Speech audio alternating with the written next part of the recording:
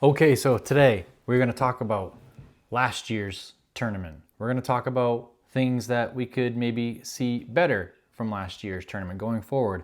And we're going to talk about this year's tournament and maybe a little bit of a rules discussion too. I know you all enjoy that.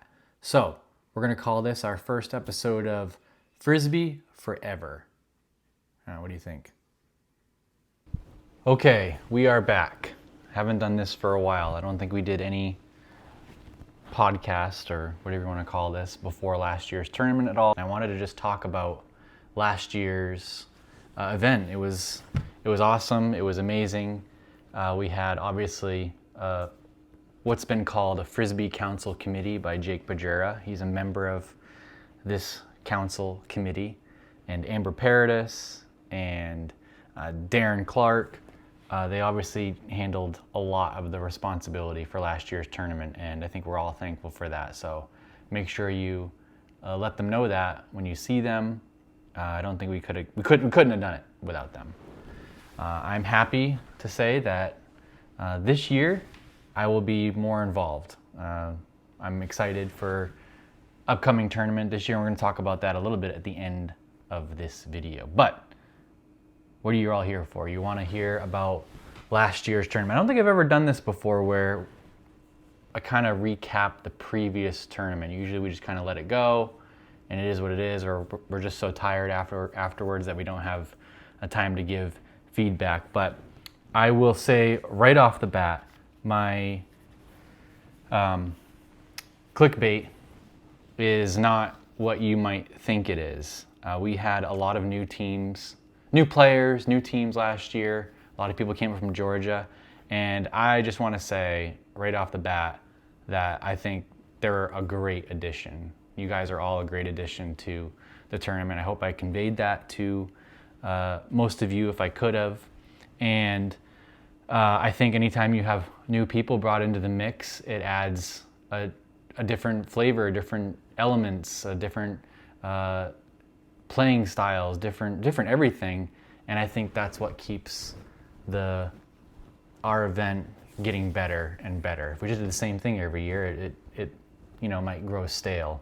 So I think excitement has been added, and so I just want to say that, and I can't wait for everyone to come back and play this year, and maybe a few more new players too. We'll see how it goes, or new teams. And I guess I should say too, since it's not just a one-person show anymore, and it never really has. Let's be honest about that.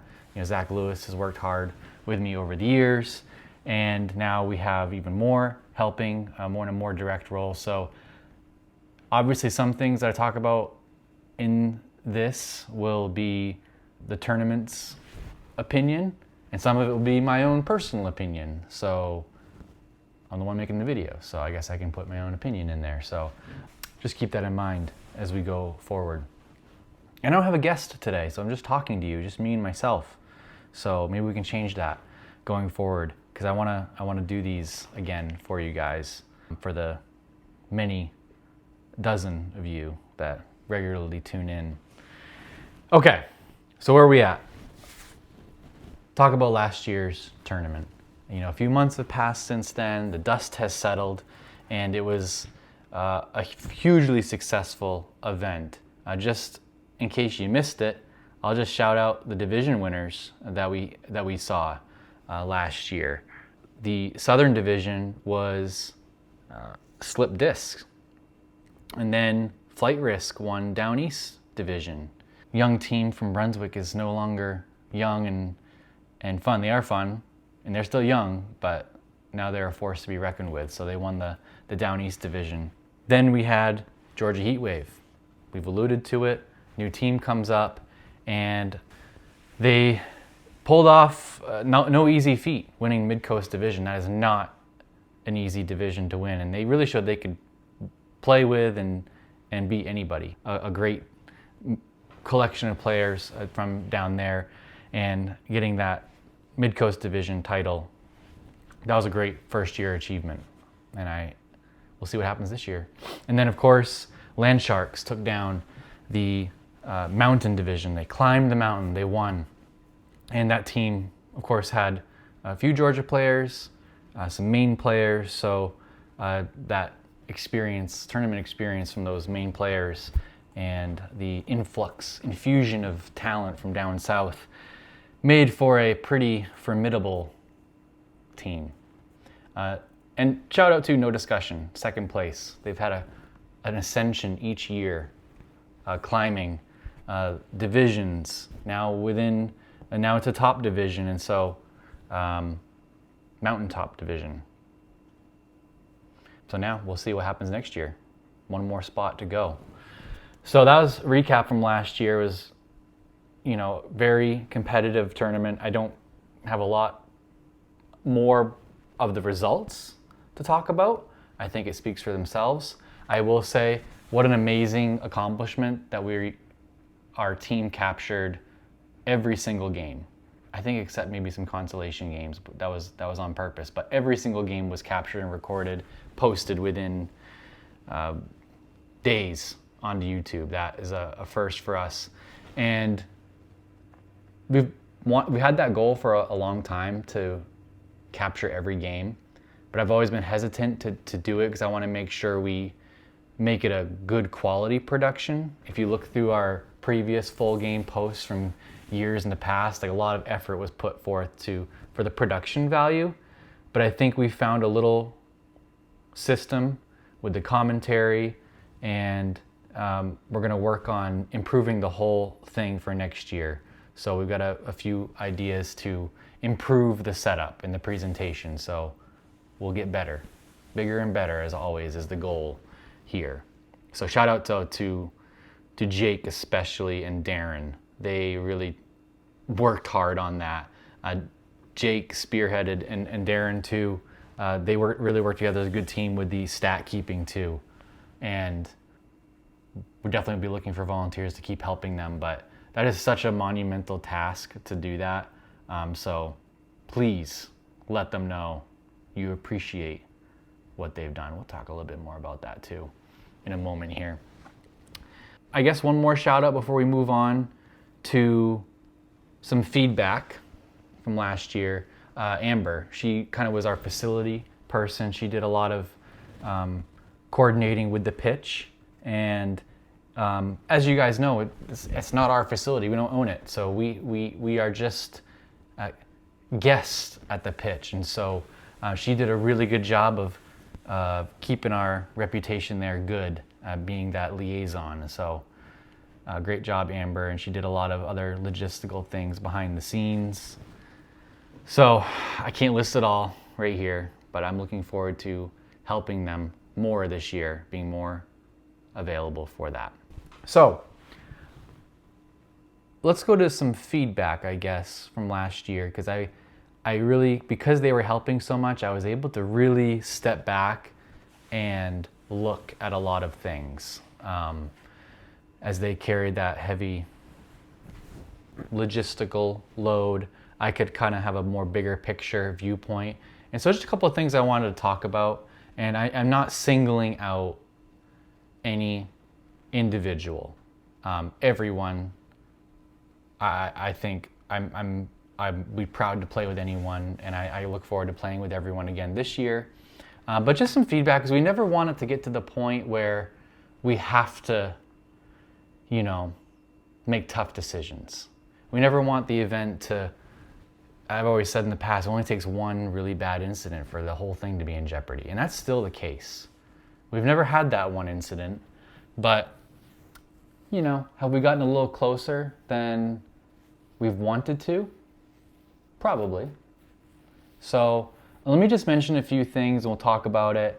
And I'm sure that you guys will respond and take it to heart. And I will say too, I've probably been guilty of some of these things in one way or another over the years. So it's for me too. One thing I did notice after the tournament is it seemed like there was maybe a little bit more like hard feelings, and maybe I'm reading too much into that, but I saw some posts online.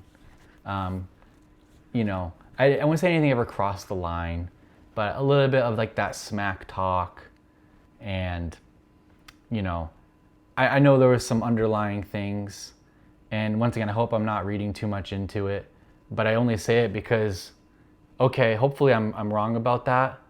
So if there was any of that, let's just make sure next year we don't even go down that path of making anyone think that, you know. And I know it's fun, maybe you get a big win, but we want to stay away from that because, you know, sometimes in person you can say something to somebody and they can understand you're kidding around, but when you post it online, okay, now everyone can see it. They don't maybe know the full story.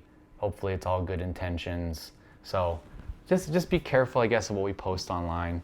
Of course, that excludes me. If we were ever able to take down a division title again, I definitely will have an awesome post, rub it in everyone's face.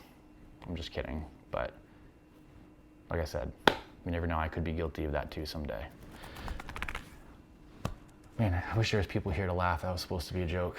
Okay, to be honest, it wasn't even major enough for me to like address it with anybody either, so that's it.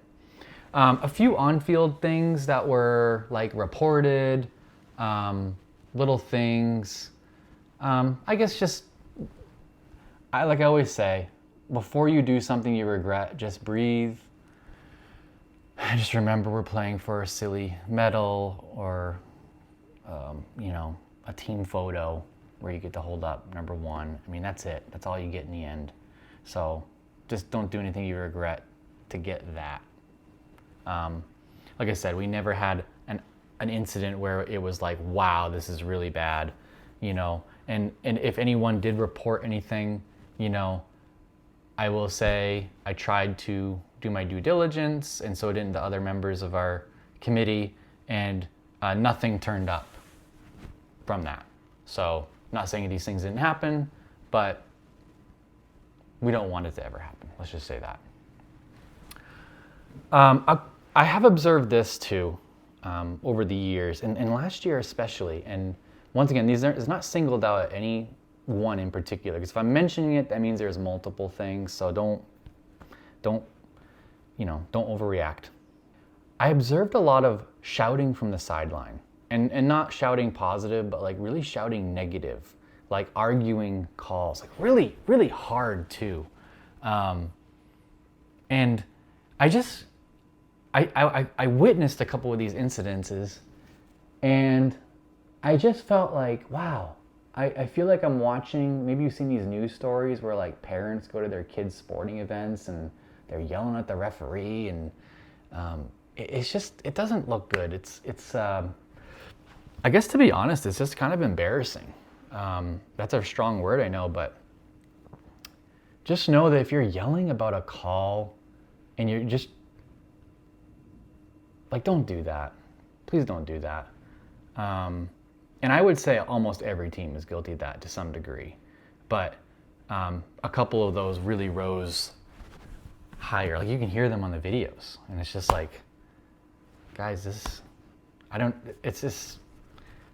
want to see that. And I definitely, you might get spoken to if I see that this year. Let's just say that, because it kind of escalates, because, you know, someone's yelling, and then maybe people on the field are like, why am I getting yelled at? What's going on? Because, right, we're our own referees.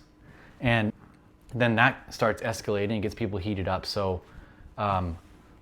let's put a stop to that. And, you know, I want to do some rules discussions too, each episode. But one of the biggest rules is the only people who have any say or should be involved at all with any discussion about a rule are the people involved. Not other teammates unless they're asked, and definitely not onlookers on the sideline. So let's not do that. These are some other just smaller ones. I guess those ones were like my maybe bigger ones. These are just a little bit smaller, just little things.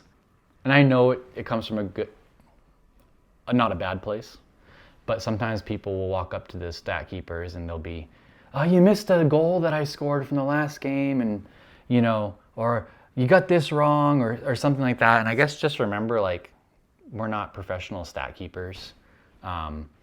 Yes, we do have the technology to make that change, but you're asking somebody who's probably got a million different things to do during the tournament. So And then on top of that, just remove yourself from that situation and think about how that looks. Like, can I get one more goal for this tournament that's for fun?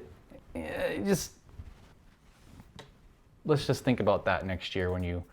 I've never had anyone come up to me and say, you gave me a goal that I didn't deserve. Let's just say that. People usually keep those ones. So just remember the stats. It's not the be all end all. It's cool, but don't make us consider not doing that. The medals we give out for all stars and things like that are not all stat based. So take that with what you will. You know, we're not the Elias Stat Bureau. Another minor thing that I as a committee, this is something we've talked about as a committee. These things I'm talking about are things that we're all in agreement on. Our divisions, yes, this event is unique, and a lot of other tournaments hosted by people are using this format now where we separate teams by division because it works. It's good. But let's just, and there might be some eye rolling, but let's be careful how we talk about that. You know, we don't want to elevate one division or over the rest. And I know it's just, that's how it is. There is one that is maybe the overall champion, but just be careful with how we speak about it. That's why we term them the things we do. We don't give them division 1, 2, 3, 4 names. We try to use different names to make it fun. And I think everyone who's ever played in a tournament realizes winning any of those is an accomplishment. Like you don't just get it for free. You have to, the idea is that, you work hard. If you want to elevate, it takes effort each year to move up. So I'd like to not see people call them D1, D2. It's like, okay, we know, like just try to use the names. Selfish plug, I guess, for our tournament, but that'd be great. Maybe there's some eye rolls. I don't know. There's no one here to give me feedback. Another little one, I actually talked with some of the people about this, but like, we try to do fun things. Let's vote for sportsmanship, and then people rig the sportsmanship vote, and it's like, oh. And it has happened in the past too, not just last year. But like, come on, like, we're trying to do something, for the right reasons, and then it gets muddied, and it's like, it's funny, but like, it's not really that funny, I guess. I'll just say that. Love you guys. One more thing before I get to our final one. There was, the facility did get on us about some spilt sugary drinks that, I don't understand how this keeps happening. I mean, I was probably I was trying not to get angry, but like, I couldn't believe how much people had brought in. And if you say you don't know, okay, I guess I can give you that one. Well, then I guess I have to get upset at your captain then. And so captains, like, what are we doing? You guys know very clear what it is. Like, if you want to be a captain, then you have to make sure your team follows, especially this rule.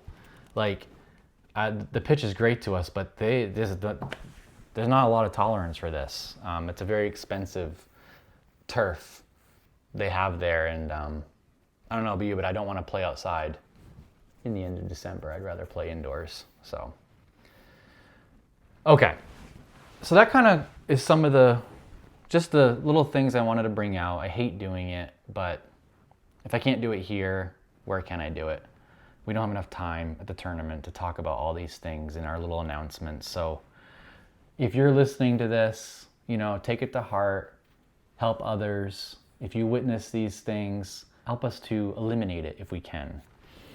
So this is, I guess, a rule discussion. Now we'll move into a little rule discussion, because I had this, and this happens every year, and I've been guilty of this too. There's a collision. The rules of Ultimate are pretty clear. There is danger involved in this game.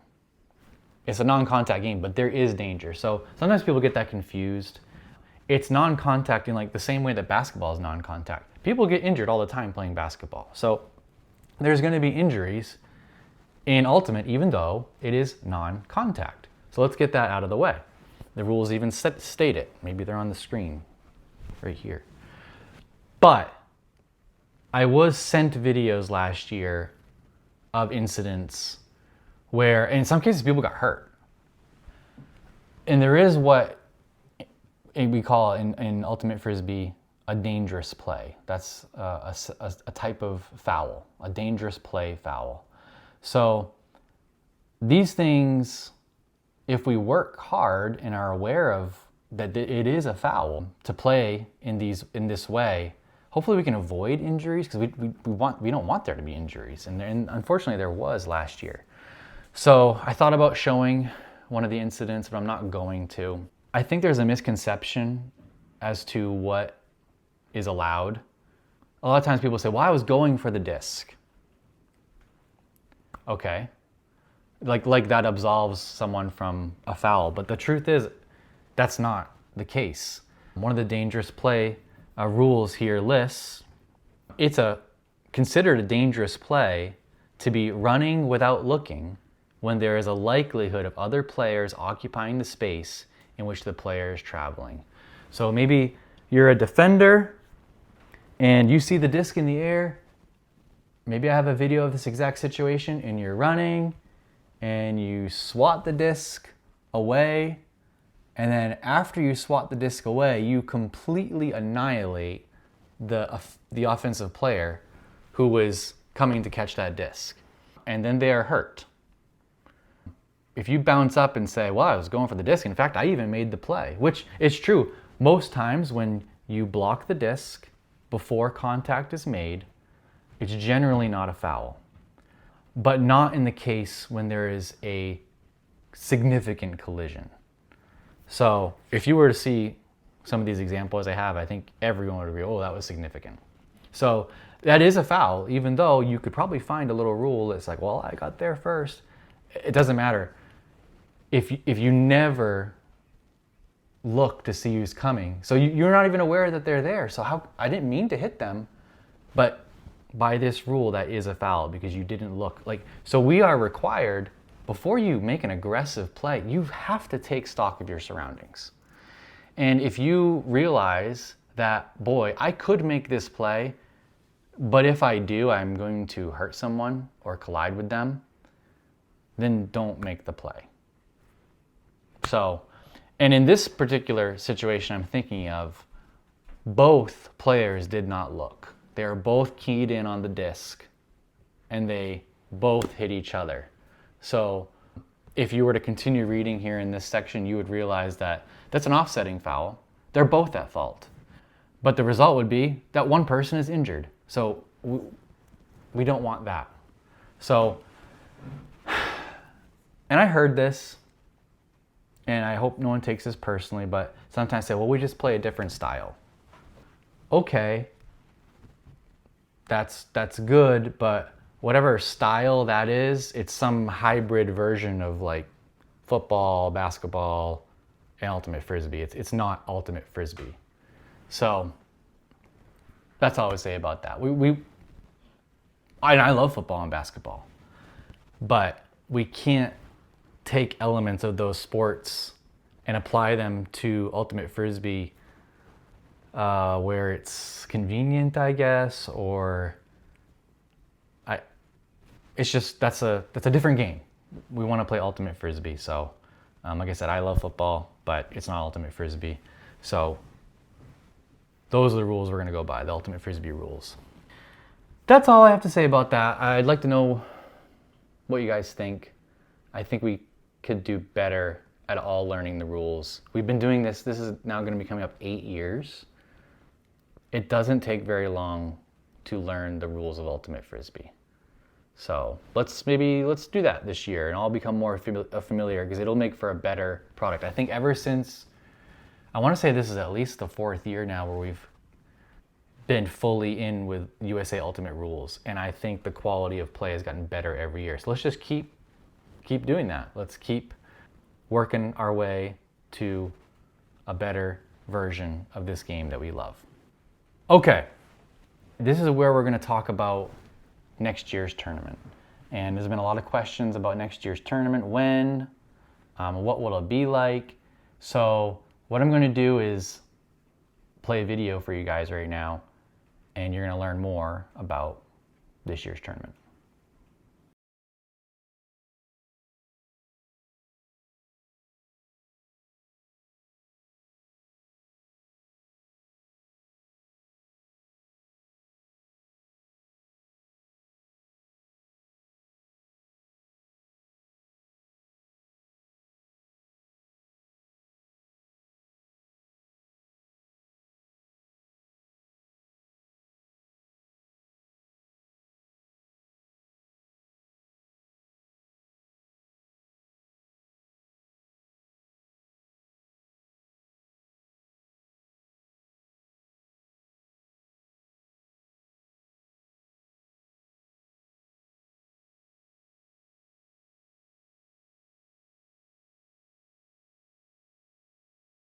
So there it is. We have a logo.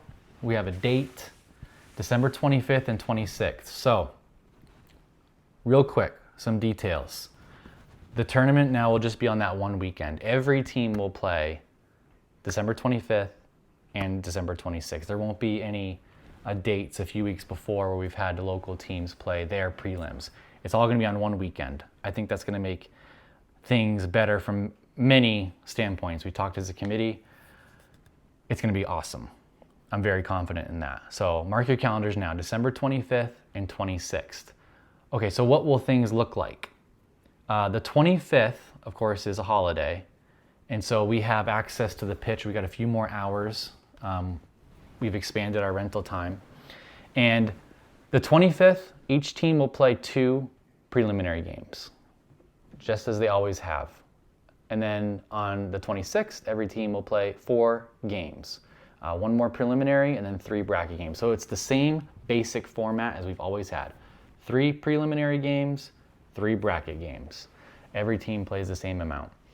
But Friday is going to be, we want to turn this more into, it's a tournament, but we also want it to be, it's an event, remember. So we mentioned basketball and different sports now. So imagine that Friday, not only is it your 2 prelim games, but it's going to be like, the All-Star weekend, in basketball, a skills competition. We're going to have scrimmage / exhibition game time practice for each team. We're going to have a welcoming thing. Think media day, Super Bowl night. It's going to be an event that Friday night. So we want every team to be there and to enjoy it. I guess say it's immediate, it's an afternoon. We'll get those times out to everybody, but it's gonna end a little bit earlier on Friday night, so that allows everyone to get rested for the normal Saturday schedule. So that's it for details I can share right now. I'm very much looking forward to it. I think it's gonna kick things off in that fun way, festive environment. I've observed it, and I think we've seen it a little bit. Sometimes that Friday night comes in, everyone's a little nervous and tense because we're excited, and it's like some of the most intense action. It's like sometimes almost more intense than Saturday. We didn't really like that. We want to ease into our event. So it'd be nice to talk to your opponents and make nice, and before we jump on the field and it's do or die, for lack of a better term. So Friday is going to be emphasis on this fun, and then we'll ease into the games, and then Saturday is our main event. So teams, last thing, we're going to ask that every team apply and submit. Even all teams, maybe you've played in every single tournament. The Swarm, you will have to apply. Probably will get in. But we want to know more about every team before we put the rubber stamp on it.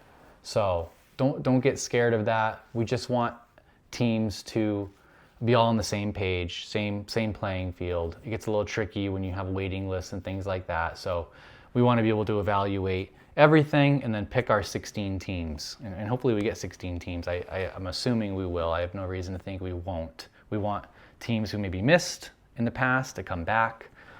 and we want teams that have started up. And I will say, what we're looking for, teams that have stuck together, have formed an identity. You can see which teams those are over the years. I will just tell you that they're probably going to get preference. So if you're at all concerned about getting in, try to stick with your same group. A lot of team swapping is not great. If you apply and most of your team is players we don't know who they are, not great. So we'll leave it at that. That's all I got for today. But going forward, let me know what you guys want to see in these little episodes. I'd like to go over, as we work towards the 8th tournament, reviewing history of the tournament, going through from the first one up to now. I think people are interested in knowing how things started and how things went each year.